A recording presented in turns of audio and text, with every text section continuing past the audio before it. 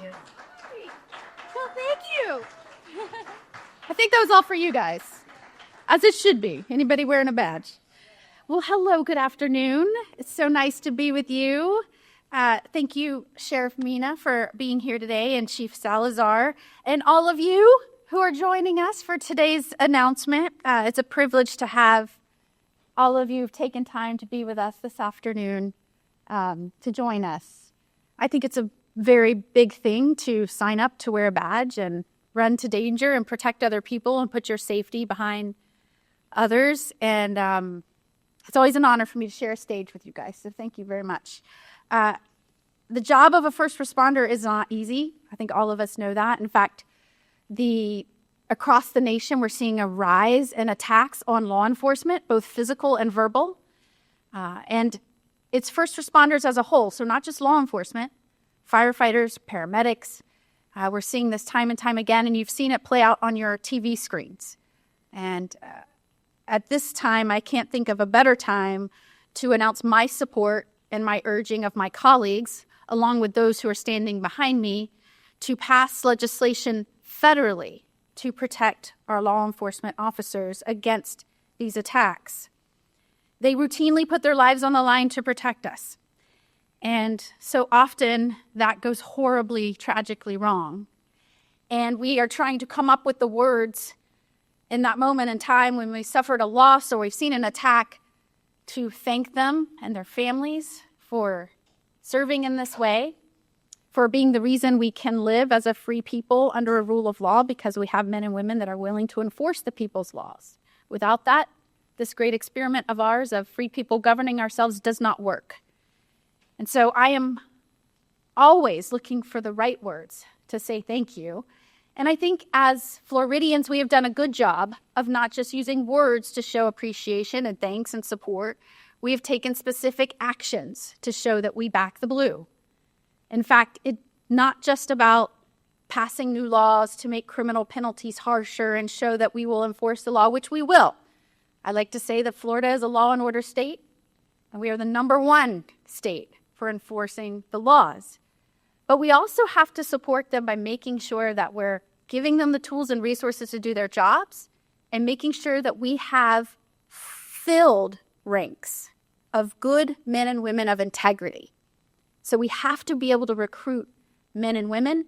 And to do that, we have to take proactive steps to show we're going to support you. We're going to give you the tools to do your job, put bad guys behind bars, and we're going to protect you and your person so that you can go home safely to your families at night.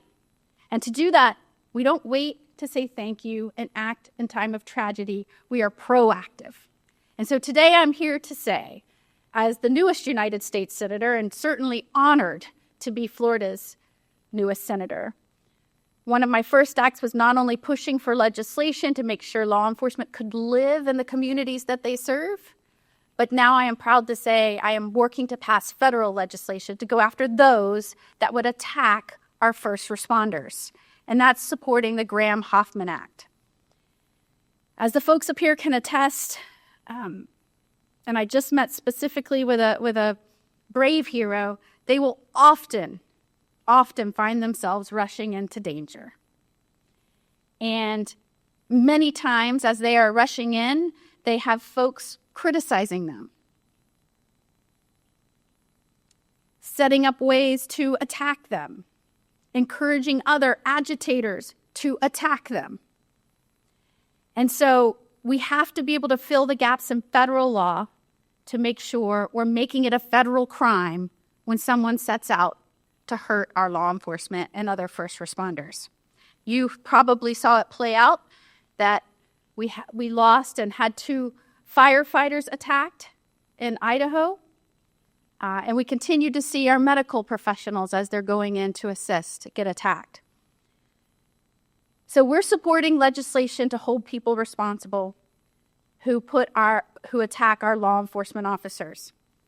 The Graham Hoffman Act will build on Florida's successes in supporting law enforcement by giving federal prosecutors options for holding violent criminals accountable when they attack our men and women that are responding in dangerous situations. It will make attacking law enforcement, firefighters, and paramedics a federal crime in certain circumstances.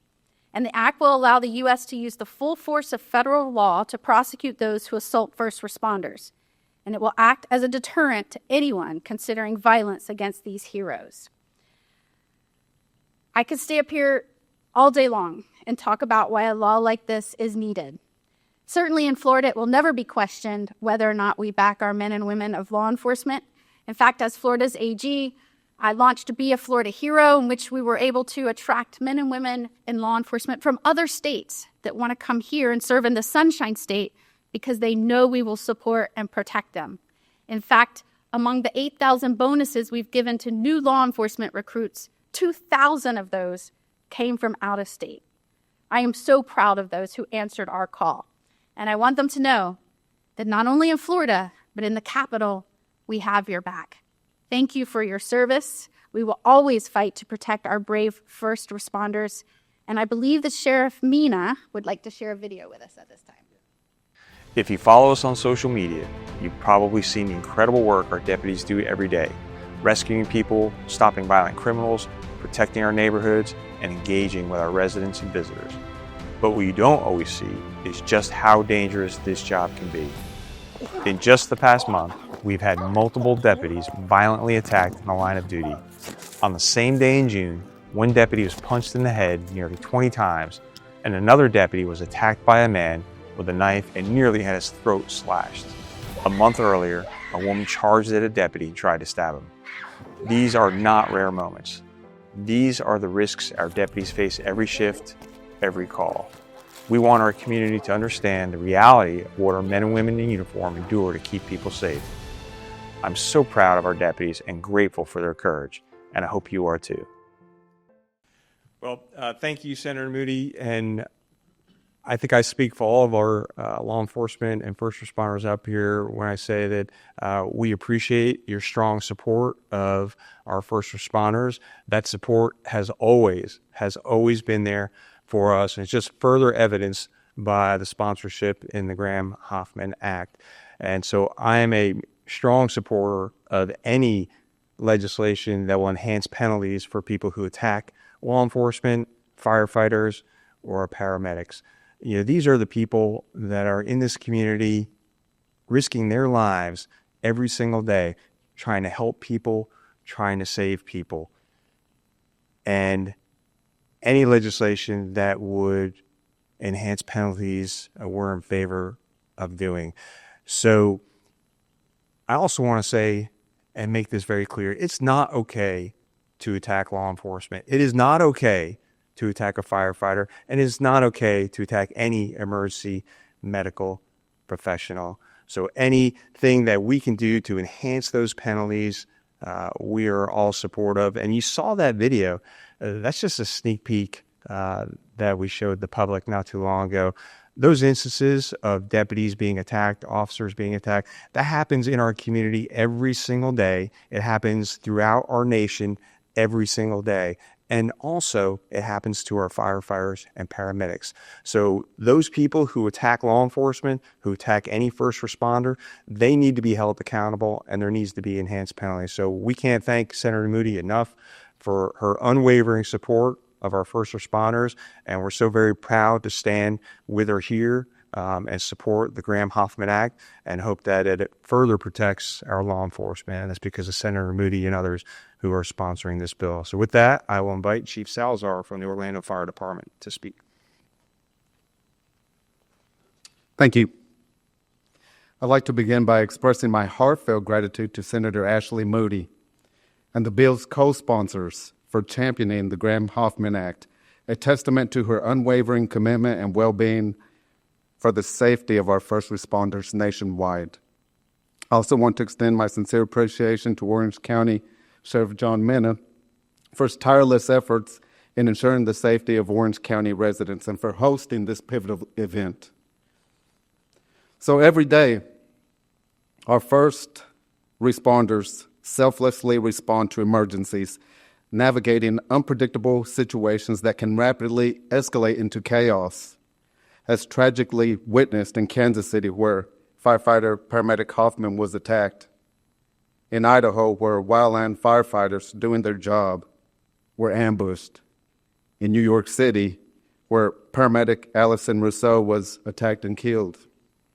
In today's complex environment, it is crucial that we remain vigilant, acknowledging the risk that firefighters, EMS personnel, law enforcement officers face, not only during emergency response, but also as potential targets of violence in our daily normal routines. Despite these challenges, we remain steadfast in our duty to serve, driven by the knowledge that our presence can be the lifeline for those in need. This is precisely why first responders across the nation are united in their support for legislation that safeguards the heroes who protect our communities every day. The bipartisan Graham Hoffman Act represents a beacon of hope, aiming to bring predators to justice and deter senseless acts for those who dedicate their lives to serving others each and every day. Thank you, Ashley Moody, for supporting this bill. Thank you, Chief. Thank you. Anybody else want to come up here and support the act? Put them on the spot. Well, thank you for being here today. So often I am reminded that there are ways that we can improve the lives of those that are serving us in these important roles by focusing on gaps where federal law may not be filling in, where state laws don't either apply or are not being enforced. And too often these days, there are places in the United States that you may not see perpetrators against law enforcement being held accountable. All the more reason to have federal laws fill those gaps in certain circumstances. And I am proud, as I will always be proud, to overlay resources and efforts to fill in where other jurisdictions may not think it's a priority to enforce the law or protect those it serves. I will always look for ways that we can complement and reinforce those efforts.